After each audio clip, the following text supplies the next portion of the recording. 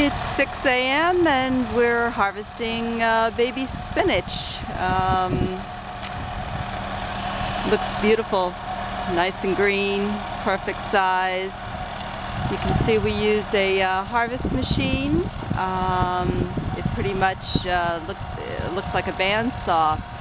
Cuts the spinach at the base, and a conveyor belt pulls it up over the machine and into baskets.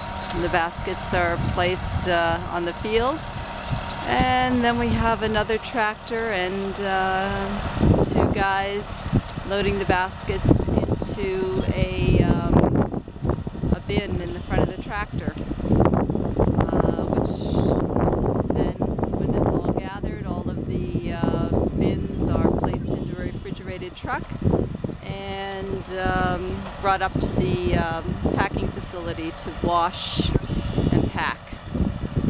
It's been still very cloudy and more rain in the forecast all through Memorial Weekend, which is kind of depressing because we have a lot of seeding and planting to do, and it's going to be hard to get everything in, but we're going to try our best to squeeze it in between the rain.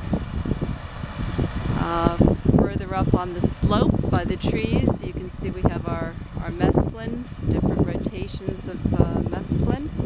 And in the far distance, you can see our crew weeding the mesclun.